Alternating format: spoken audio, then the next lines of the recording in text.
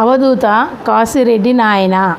నెల్లూరు జిల్లా ఉదయగిరి తాలూకాలోని భైరవుని కొండను ఆనుకొని బెడుసుమల్లె అనే ఊరున్నది.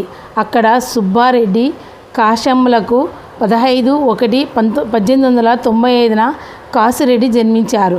ఆయనకు పుట్టుక నుండి దైవీయ గుణములు వెన్నంటి ఉన్నాయి. యవ్వనంలోనే జిజ్ఞాసులై కాశిరెడ్డి కొట్టాల గ్రామవాసి బ్రహ్మవేత్త అయిన కొండా రాఘవరెడ్డి సాంగత్యంతో సకల వేదాంత గ్రంథాలు జీర్ణించుకోవడంలో ఆయనలో వైరాగ్య బీజాలు పొటమరించాయి. కృష్ణాపురంలో గురువయ్య కాశిరెడ్డికి పంచాక్షరి షడాక్షరి మంత్రాలను ఉపదేశించి హస్తమస్తక సంయోగం చేసి తారక యోగము షణ్ముఖీ ముద్ర సాధించే విధానం చెప్పి నీవు అవధూతవు అవుతావు అని దీవించారు. గ్రామాల్లో పురాణ కాలక్షేపం చేస్తూ పెద్ద చిన్న అహోబిల క్షేత్రాల్లో నరసింహుని అర్చించి తపస్సు చేశారు కాశిరెడ్డి నాయన. చేతిలో చిల్లిగవ్వ లేకున్నా కాశిరెడ్డి నాయన ఎన్నో శిథిలమైన ఆలయాలను, మహాత్ముల సమాధులను, కోనేరులను పునరుద్ధరించి చాలా చోట్ల నూతన దేవాలయాలు నిర్మించి అన్నసత్రాలను నిలిపి సత్సంగాలు నిర్వహించి అనేక లీలలు మహిమలు ప్రదర్శించారు.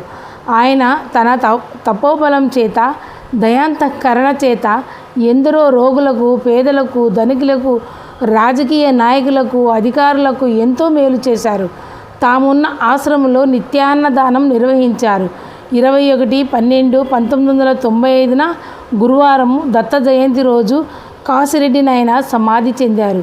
వారి సమాధి ఉన్న స్థలం జ్యోతిక్షేత్రం. ఆ క్షేత్రం ఉన్న ఆ మండలానికి కాశిరెడ్డి నాయన మండలం అని ప్రభుత్వం పేరు పెట్టడం విశేషం. కాశీనాయన తపస్సు చేసిన యోగానంద ఆశ్రమం దిగున అహోబిలానికి 2 కిలోమీటర్ల దూరంలో ఉన్నది. ఇక్కడ కాశిరెడ్డి నాయన మందిరము 24 గంటలు జరిగే నిరతాన్న సత్రం కలదు.